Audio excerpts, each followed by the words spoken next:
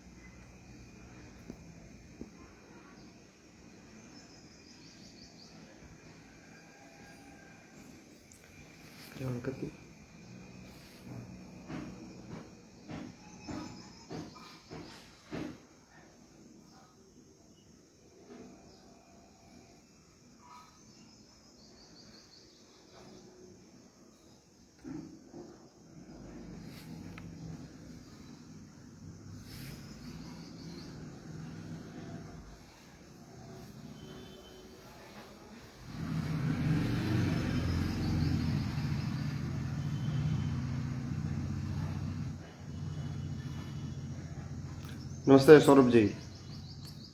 विषय मेरा आवाज कंप्लीट आ रहा है?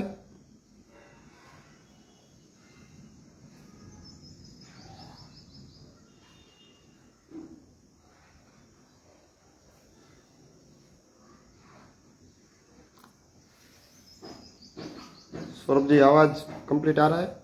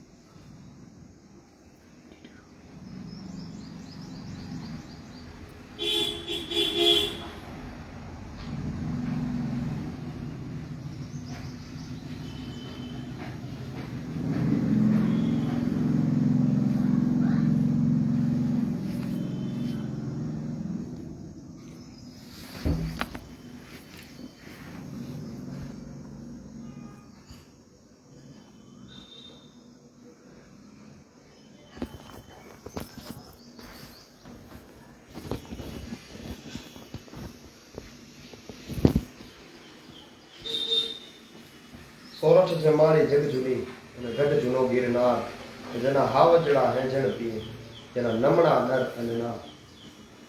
मैं मिहिर पंड्या सौराष्ट्र गुजरात की भूमि से आप सभी को वंदन करता हूँ। सोरठ से हमारी जग जूनी। सोरठ यानी पूरे भारत का सबसे पुराना तीर्थ क्षेत्र जिसे हम प्रभास पाटन कहते हैं, वो प्रदेश सोरठ से हमारी जग जूनी है। गढ़ जूनो गिरनार, गिरनार यानी जिसे हिमालय का भी दादा कहा जाता है।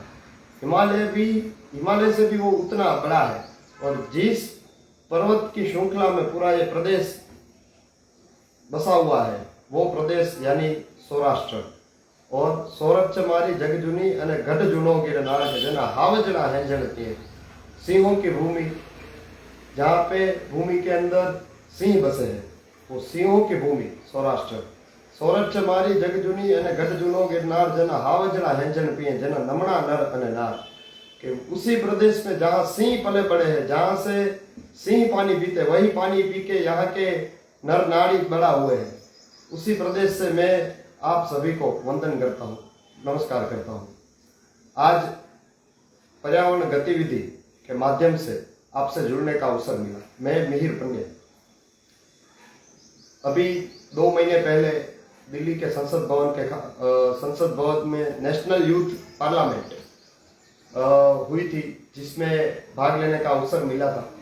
और वहाँ से जो श्रृंखला चल रही है इको संडे, उस संडे के अंदर आज मुझे अवसर मिला। उसके लिए पर्यावरण गतिविधि का मैं आभारी हूँ। आज का जो हमारा विषय है वो विषय है भारत पर्यावरण योद्धाओं का देश।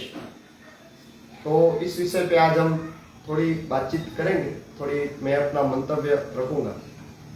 तो पहले भारत को जानने की जरूरत है, भारत का प्रकृति के प्रत्येक दृष्टिकोण क्या है उसको जानने की थोड़ी जरूरत है। तो भारत का जो प्रकृति के विषय में जो दृष्टिकोण है और विदेश का जो दृष्टिकोण, उसमें बहुत बड़ा अंतर है। विदेश के जो प्रकृति के बारे में उनका ऐसा मानना है, उनका ऐसा दृष्टिकोण है कि ये सृष्टि में जितना भी जो कुछ भी है वो सब हमारे लिए है। वो ऐसा ही मानते हैं कि इसका भरपूर उपयोग कीजिए। तो उसका सबसे अच्छा मैं आपको उदाहरण बताऊं, अमेरिका करके जो देश है, वो देश आज पूरे विश्व के, उसकी आबादी तो 33 लाख के आसपास ही है, लेकिन आज पूरे विश्व के जितने भी संसाधन, प्राकृतिक संसाधन में 50% से ज्यादा उसका उपयोग कर रहा है। जो कार्बन एमिशन होता है उसके अंदर भी वो बहुत सारा, उसका जो रेट है वो बहुत सारा बढ़िया आगे है।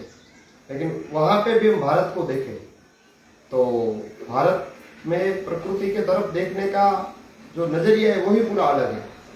मैं आपको छोटे से उदाहरण से मैं बताता हूँ क्या नजरिया।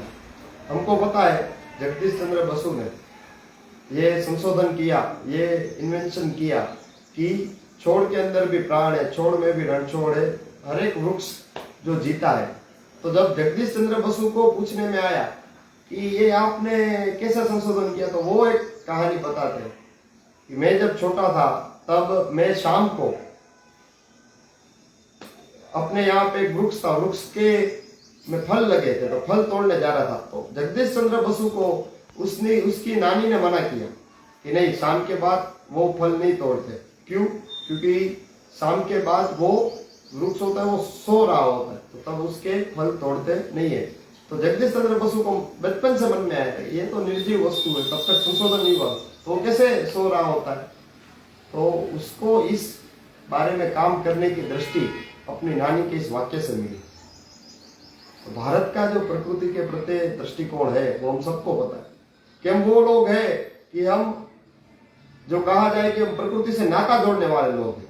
अपने यहाँ सूरज को मामा कहा गया, सूरज को दादा कहा गया, चंद्र को मामा कहा गया, हर एक नदी को हमने माँ कहा। क्यों? क्योंकि हर एक में से हमको कुछ ना कुछ मिलता है। हम वो लोग हैं जिसमें से हमको कुछ ना कुछ मिलता हो, उससे हम नाता जोड़ते हैं। नदी हमको पानी देते इसलिए गंगा माँ, यमुना माँ, हमने उनसे माँ का नाता जोड़ा। सूरज हमें उसकी रोशनी देता है, उसके वजह से पूरे के पूरा जीवन शक्य है, इसलिए हमने उसको दादा कहा। चंद्रमा हमको कुछ ना कुछ देता है, इसलिए हमें उससे भी नाता जोड़ा। तो हमें प्रकृति में से जो भी मिला उससे हमने नाता जोड़ा। इसलिए अपने यहाँ आप सामान्य हर एक परिवार में देख लोगे, वो कुछ ना कुछ प्रकृति के लिए वो कुछ ना कुछ करता है। वो चींटी को कण देता है, वो हाथी को मण जितना खाना देता है। अपने यहाँ चींटी को कण, हाथी को मण, उतना भी हमने कहा। वो कुछ ना कुछ, हर एक परिवार कुछ ना कुछ प्रकृति के लिए करता है। वो गाय को भी घास चारा देता होगा। इस हिसाब से सब कुछ अपने यहाँ प्रकृति से वो नाता है। तो ये भारत है और ये विदेश का दोनों चिंतन, ये दोनों चिंतन में बहुत ही बड़ा फर्क है। इसलिए यहाँ पे हमारे प्रकृति के रक्षण की बात हुई, प्रकृति के दोहन की बात हुई, प्रकृति के संरक्षण की हमारे यहाँ पे बात होती। हमारे यहाँ ऐसा नहीं होता कि जो भी है उसको विनाश करना है, जो भी उसका हमारे लिए सिर्फ उपयोग, ऐसा हमारे यहाँ सिखाया नहीं जाता। तो यही मूल बात, यही मूल चिंतन हमने सोचा और इसी मूल चिंतन के आधार पे अपने भारत में बहुत जगह, बहुत सारे प्रकृति को बचाने के लिए बहुत सारे युद्ध हुए, बहुत सारे ऐसे प्रकृति के योद्धा अपने यहाँ पे हुए। तो इस हिसाब से आज थोड़े से युद्धों की बात करेंगे, ऐसे योद्धाओं की थोड़ी बात करेंगे। हम सबको पता है, मैंने संसद के पटल में भी ये बात रखी थी कि हम सबको एक युद्ध के बारे में पता है। पहले हमको थोड़ा भारत के चिंतन, भारत क्या है उसके बारे में थोड़ी बात करते हैं कि किस प्रकार से इस भूमि है। तो हमारे सौराष्ट्र में एक बहुत ही बड़े कवि हो गए, कवि दास बापू, उन्होंने भारत के बारे में कहा कि जिस देश में शब्द एक शोधो, જે દેશમાં શબ્દ એક શોધો ત્યાં સહિતા નીકળે, કુઓ એક ખોદો ત્યાં સરિતા નીકળે। जिस देश में आप एक शब्द का संशोधन किया उसके पीछे पूरे का पूरा साहित्य निकलेगा। आप कहाँ पे भी खड्डा करिए, उस खड्डे को आप ऊंडा करिए तो वहां पे नदी निकलेगी। शब्द एक शोधो त्या सहिता निकले, कुओ एक खोदो त्या सरिता निकले, हजीए जनक जेवा हड़ आके तो धरती माती सीता निकले। आज भी जनक जैसे पात्र वाले चरित्रवान लोग इस भूमि को सिंचे तो वहां से आज भी मां सीता निकलेगी। शब्द एक शोधो त्या सहिता निकले, कुओ एक खोदो त्या सरिता निकले, हजीए जनक जेवा हड़ आके आ धरती माती सीता निकले। हजीए धबके છે ક્યાંક ક્યાંક લક્ષ્મણની રેખા કે જ્યાંથી રાવણો પણ બીતા બીતા નીકળે। આ દેશની અલગ તાસીર છે કે જ્યાં મહાભારત વાવોને ગીતા निकले। आज भी भारत में बहुत सारी ऐसी जगह है, ऐसी पवित्र स्थान है, ऐसे चरित्रवान लोग है कि जिसके आसपास भी, ऐसे स्थान के आसपास भी कोई दुष्ट प्रवृत्ति करने वाले लोग, कोई दुष्ट चीज आज भी वहां से नहीं गुजर सकती, आज उसके आसपास भी नहीं आ सकती। और भारत एक ऐसा देश है कि जहां युद्ध हो और युद्ध के बीच में गीता जैसा ज्ञान का संदेश निकले। मनुष्य को किस तरह जीवन जीना है उसकी जो मूल बात युद्ध के मैदान के बीच में निकले, ऐसा अपने यहाँ कवि दाद बापू ने कहा। तो ऐसा भारत, और ऐसे भारत में पर्यावरण के लिए, प्रकृति के लिए बहुत सारे युद्ध हुए। एक युद्ध विश्व प्रख्यात हमको पता है, चिपकू आंदोलन। राजा ने कह दिया कि वृक्ष काटने, तो गांव के लोग, क्योंकि हम तो प्रकृति से नाता जोड़ने वाले लोग हैं ना, उन्होंने अपने स्वयंभू आंदोलन किया और आंदोलन हर एक लोग पेड़ से चिपक गए और वो पेड़ को काटने नहीं देते। तो इस प्रकार से अपने यहाँ चिपकू आंदोलन हुआ। ये युद्ध आपको सबको पता है, इसलिए इस युद्ध के मैं नहीं जा रहा। ये युद्ध हम सबको, हमने कहाँ पे किताब में भी हर जगह पर पढ़ा है। लेकिन मैं आपको आज ऐसी थोड़ी बातें बताने वाला हूँ कि जो हमने नहीं पढ़ा, नहीं सुना और कहीं पे भी नहीं हुआ, ऐसे थोड़े दो चार ऐसे आज के वर्तमान योद्धाओं के बारे में, प्रकृति योद्धाओं के बारे में मैं आपको बताने वाला हूँ। मैं अपने को पता है कि ये साल अपना आजादी अमृत महोत्सव चल रहा है, तो ऐसी बहुत सारी स्वाधीनता का 75 महोत्सव ये अपने देश का ऐसे अननोन हीरोज जो है उसके बारे में भी आज थोड़ी बात करेंगे, जिन्होंने प्रकृति के लिए कुछ ना कुछ काम किया। अननोन ऐसी वॉर्स की स्टोरी भी आज हम थोड़ी शेयर करेंगे। तो पहली जो स्टोरी मैंने संसद में भी रखी थी वही उसी से शुरुआत करते हैं कि जब सिंध प्रदेश में से अपने यहाँ पे मूडी सिंध प्रदेश में से सोढ़ा परमार वो जब यहाँ पे आते हैं, माधवराय जी उनके इष्ट देव, और उनको ऐसा बोला कि माधवराय जी का जहाँ पे भी रथ का पहिया रुके वहां पे आप बसना। तो वो सिंध में से आते और मूडी के आसपास के गांव में वहां पे माधवराय जी की स्थापना है और इसके आसपास के बहुत सारे गाँव में सोढ़ा परमार वहां पे वो बसे। और उनमें से एक जो वहां की एक माता जिसे कह सकते हैं, वैसे ही जोम्बाई माँ, एक बार वो पूजा अर्चना कर रही थी। तेतर करके एक पक्षी आता है, वो पक्षी उड़ नहीं पाता, वो तेजी से दौड़ता है। तो तेतर करके एक पक्षी उनके चरणों में आके गिरा। तो जोम्बाई माँ ने देखा, ओह ये तो घायल है। तो जोम्बाई माँ ने देखा कि क्या हुआ है। तो जब भी वो उसको उठा रहे थे तब उसके पीछे शिकारियों की एक सेना आ गई। तो जोम्बाई माँ को पूछने, ये तुम कौन हो? तो जोम्बाई माँ ने, मैं जो भी हूँ, आप कौन? तो वो शिकारी बोलते कि ये इस तेतर पक्षी को हम इसका शिकार करने आए।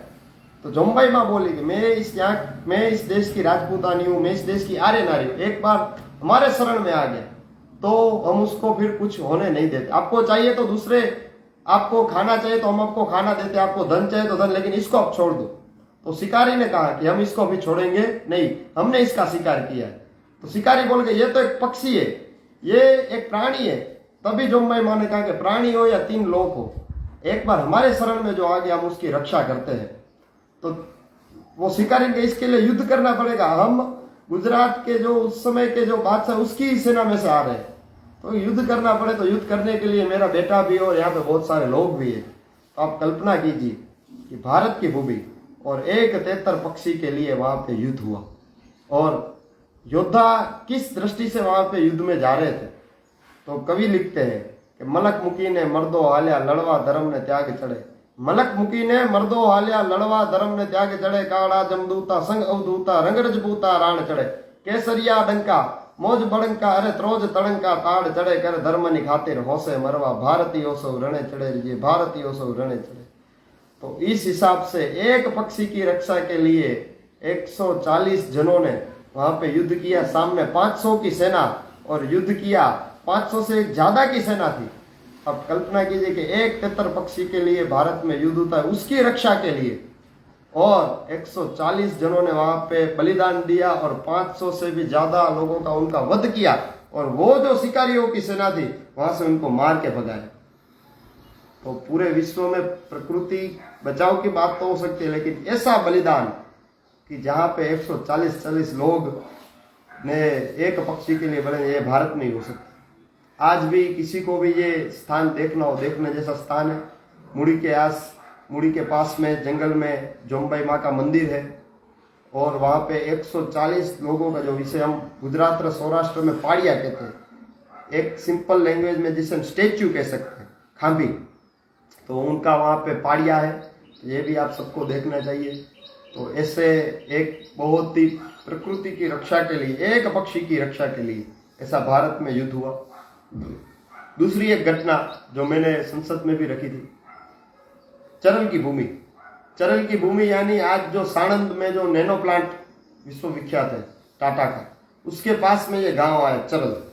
तो चरल की ये घटना ऐसी है कि वहां पे एक चारण दंपति, एक दंपति यानी पति पत्नी, एक गांव के बीच, और गांव के बीच में एक बहुत ही बड़ा नीम बरगद का यानी पीपल का एक पेड़।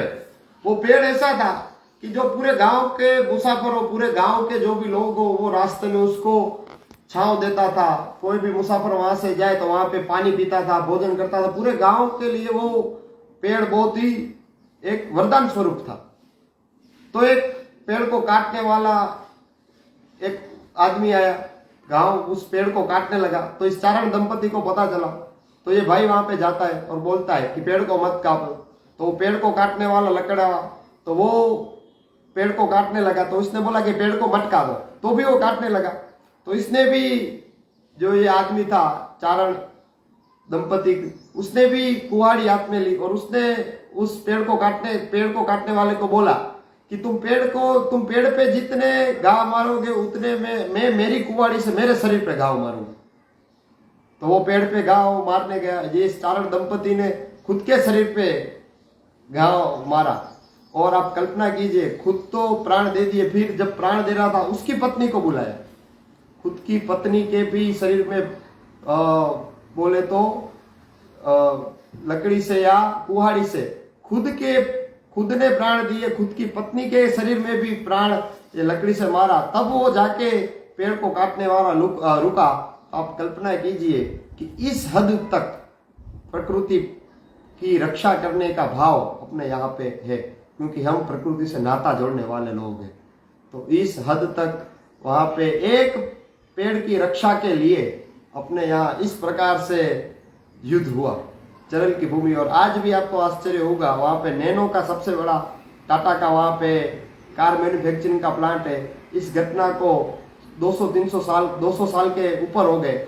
आज भी वहां पे कोई इस चरल के आसपास के गांव में कोई भी पेड़ काट सकता नहीं। ऐसा माना जाता है कि ये चारण दंपति आज भी वहां के वृक्षों की रक्षा करते हैं। तो ऐसी अद्भुत घटना अपने देश में प्रकृति की रक्षा के लिए, पेड़ की रक्षा के लिए, पक्षी की रक्षा के लिए हो। मैं कच्छ में से आता हूँ, तो कच्छ में हमारा जो छोटा व्हाइट डेजर्ट है, कच्छ का छोटा रण, वीर वचराज दादा का वहां पे मंदिर है। तो इनकी भी आप स्टोरी देखो। ऐसे तो बहुत सारे लोग हैं, ये तो मैं थोड़ी थोड़ी आपको सिर्फ झलक दे रहा हूँ। आप इनका पूरा का पूरा इतिहास नेट पे सर्च कर सकते हैं। तो एक बार वो सौराष्ट्र के अंदर जाते हैं, तो वहां पे एक चारण जो माँ होती है, एक आई, उसको भोजन खिलाती है। तो वो पूरे की पूरी, उनकी सेना भी साथ में थी, तो पूरे की पूरी सेना को भोजन खिलाती है। तो फिर उनसे चाहिए कि मैं इस प्रकार से जागीरदार हूं, आपको कुछ चाहिए तो बोलो। तो वो मना बोलती थी, अभी नहीं, जब टाइम आएगा तब आपसे मांगूंगी। तो एक बार वीर वचराज जी का शादी तय हुई और शादी करने वो जाते हैं, और शादी करने जाते, शादी के मंडप के बीच में, चोरी मंडप में थे, तब वो चारण आई है और उसने बोला कि हमारे यहाँ के जो गौधन है, गौधन जो विधर्मी है वो लेके जा रहे हैं, अब उसकी रक्षा के लिए ये जाइए। तो आप कल्पना कीजिए कि जो आदमी शादी कर रहा है, शादी के फेरे फर रहा है, चोरी मंडप चोरी के बीच में से कि शादी के फेरे बाद में, पहले मैं गौ की रक्षा करूंगा। तो आप कल्पना कीजिए कि बाद में वहां से चोरी मंडप से उठ के अपनी तलवार लेके वो युद्ध के लिए जाते हैं। तभी हमारे यहाँ पे कवि कहते हैं कि द्रोणा पावानु गुण गावानु खवरावी ने खावानु, द्रोणा पावानु गुण गावानु खवरावी ने खावानु, घोड़े चढ़वानु मूछे तानु ધવરાવીને ધાવાનું, કારણ પ્રભુ કૃપાનું વીર થવાનું, મહારથી વિતવા વરવાનું, રણ ચડવાનું, ત્યાં ના મર્દોનું કામ નથી, ત્યાં ના મર્દોનું કામ નથી, કે ધરી ધરી તલવારમ કમર કટારમ ધનકર તારમ ધનકારમ બંદૂક બહારમ મારા મારમ, અરે બર હુંકારમ હુંકારમ મયુર પુકારમ, વિતવા વરવાનું નામ નથી, વિતવા વરવાનું રણ ચડવાનું, ત્યાં ના મર્દોનું કામ નથી, ત્યાં ના મર્દોનું કામ નથી। तो आप कल्पना कीजिए कि वीर वत्सराज जी जो शादी कर रहे थे, वहां से शादी के चोरी मंडप में से उठ के गौधन की गाय माता की रक्षा के लिए जाते हैं।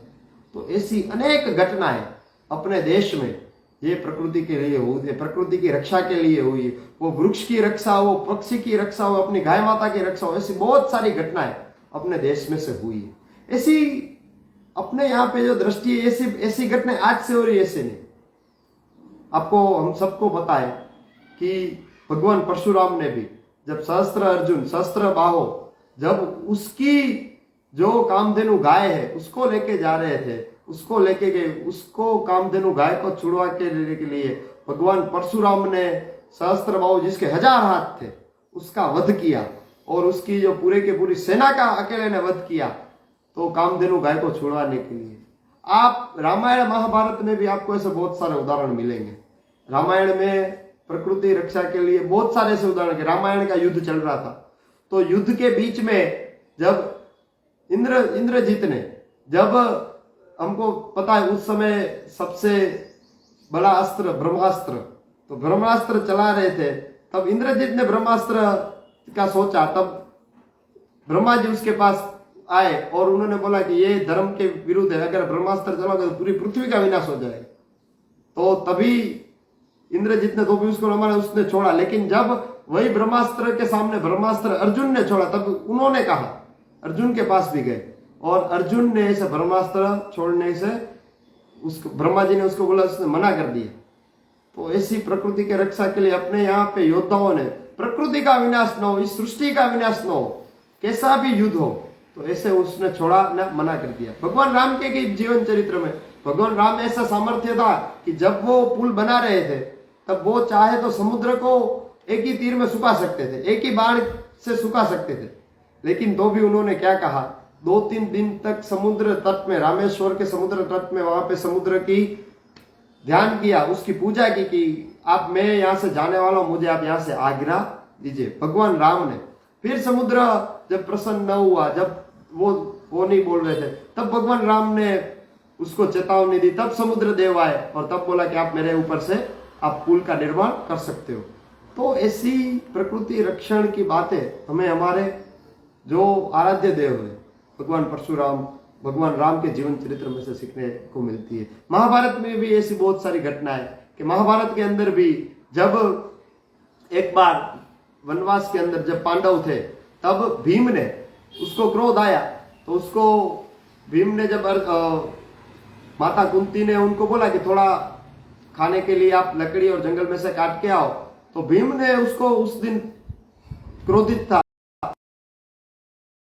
तो ये बात युधिष्ठिर ने देखा, तब युधिष्ठिर ने उसको बोला कि अगर हमें जितनी लकड़ी की जरूरत हो उतनी हमें काटनी चाहिए, हमने अगर प्रकृति से ज्यादा लिया तो एक दिन ऐसा आएगा कि ये प्रकृति का जो भंडार है वो खत्म हो जाएगा, तो इससे खत्म हो जाए तो इसके पूरे की पूरी सृष्टि का विनाश हो जाएगा।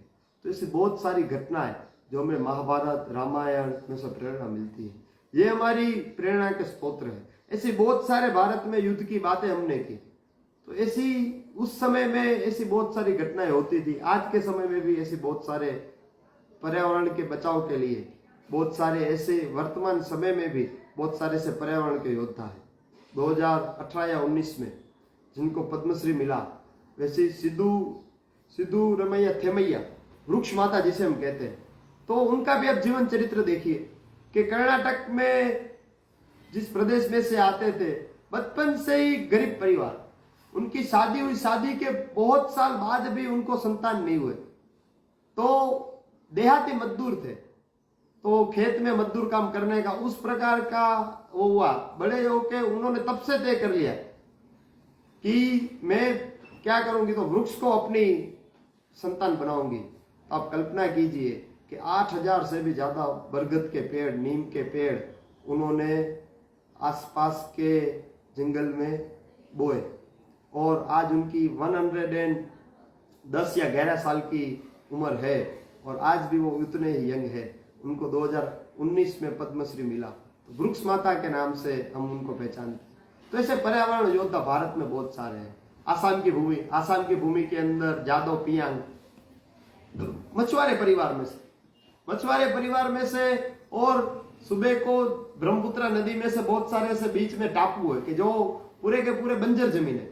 उन्होंने तय किया कि वो जिस परिवार वहां पे बहुत सारे, वो जिस गांव में से झगड़े होते थे, तो उन्होंने तय किया कि मैं ऐसे वृक्ष होंगे, वो किसी से झगड़ेंगे तो नहीं, मैं ऐसे जो बंजर जमीन है वहां पे जंगल बनाऊंगा। तो आप कल्पना कीजिए, सुबह वो नाव लेके निकल जाते हैं, उसके अंदर हर एक थोड़े थोड़े पेड़ के जो स्टेपिंग्स होते हैं, सैंपल्स होते हैं, उसको लेके जाते हैं, और वो बंजर जो जमीन है उस जमीन के अंदर वो अपना सुबह से निकल जाएंगे, जहां पे मछुआरे का जो उनको फिशिंग करनी होगी, वो फिशिंग में अपना नेट बिछा के पूरा दिन वो ऐसे बंजर जमीन पे ऐसे पेड़ डालेंगे। तो आप कल्पना कीजिए कि बहुत सारे सालों के बाद जो बंजर जमीन थे, आज वहां के पूरा जंगल हो गया। तो फॉरेस्ट मैन ऑफ इंडिया, तो जादव पियांग, ऐसे बहुत सारे पर्यावरण योद्धा अपने देश में हुए। वर्तमान समय में भी बहुत सारे से पर्यावरण योद्धा अपने यहाँ हैं।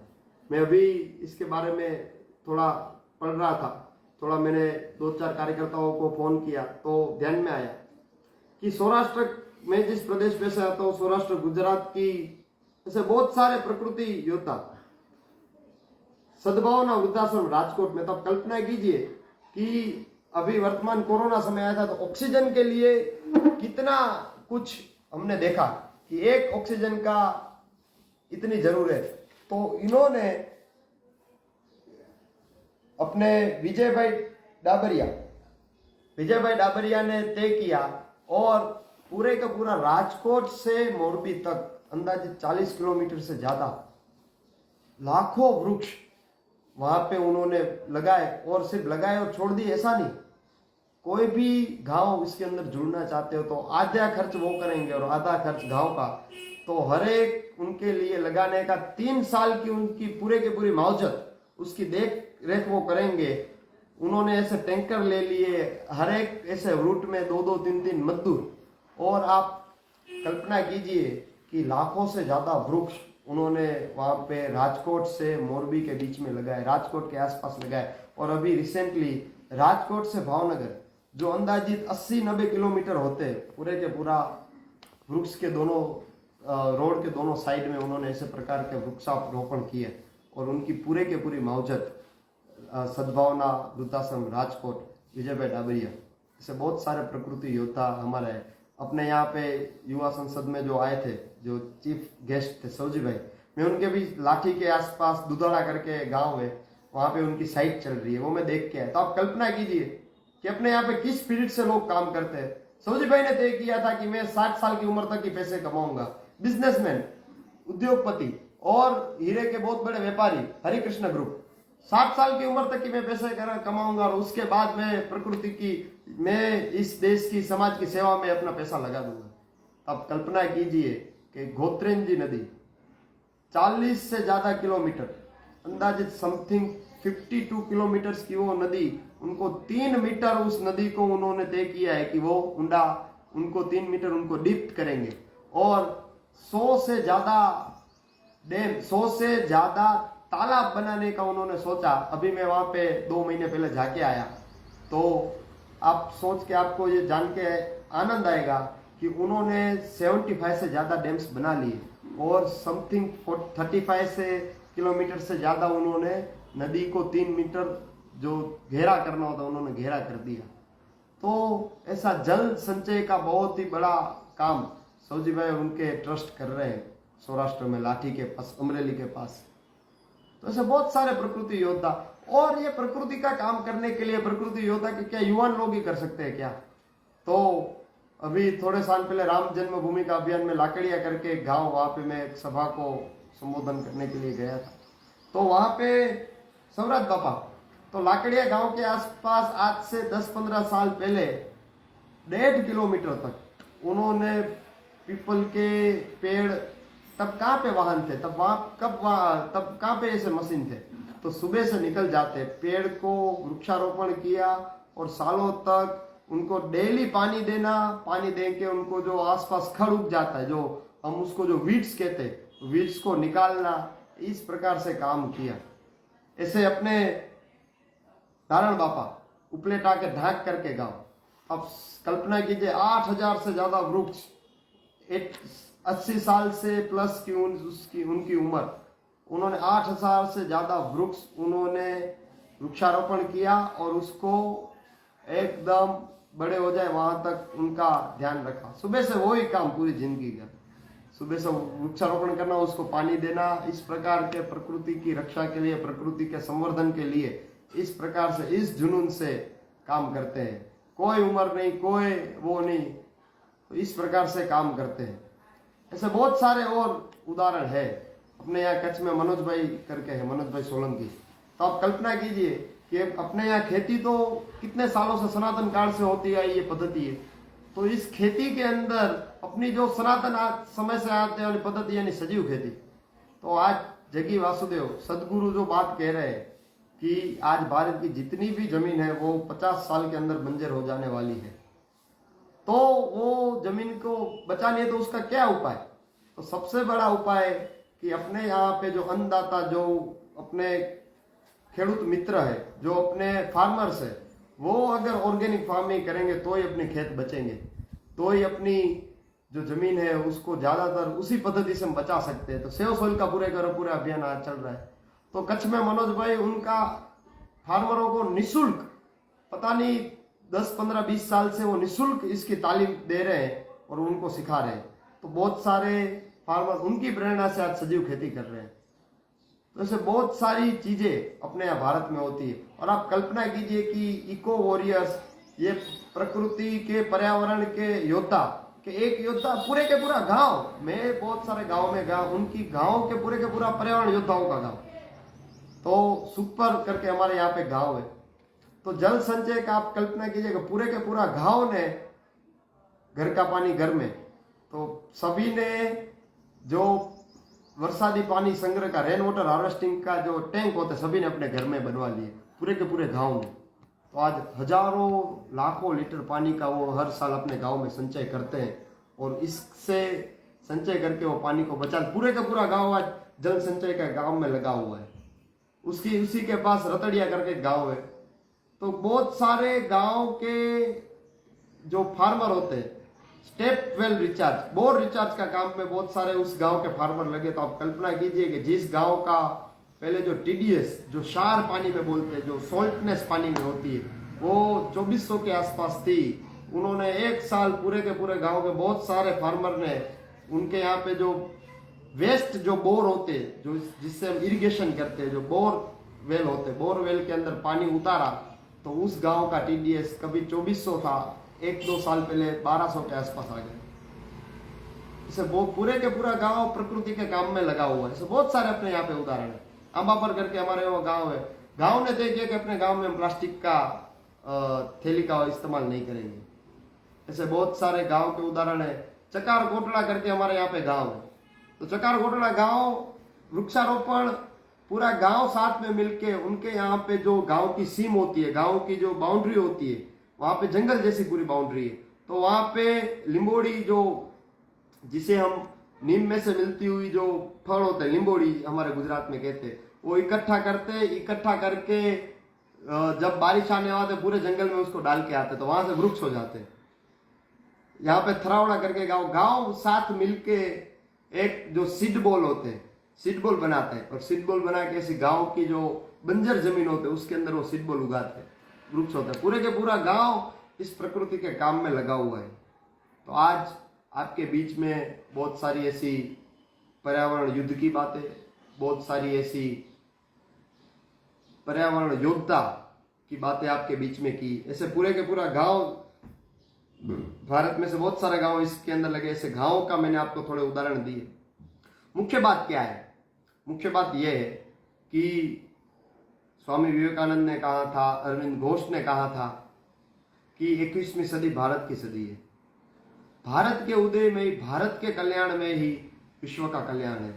भारत अपने एथिक्स पे, भारत अपने मूल्यों पे, भारत अपने संस्कार पे एक बार अगर खड़ा हुआ, इसी से विश्व को प्रेरणा मिलेगी।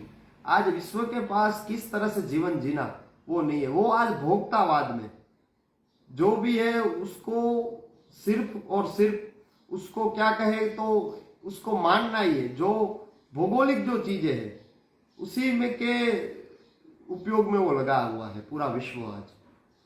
तो उससे मानव का कल्याण नहीं होगा, विश्व का कल्याण नहीं होगा। भारत का जो संस्कार है, अध्यात्म जो है, उसी से प्रकृति के रक्षण में, प्रकृति के रक्षण के साथ में विकास, जो भारत का दृष्टिकोण है, इसी से पूरे विश्व का कल्याण होगा।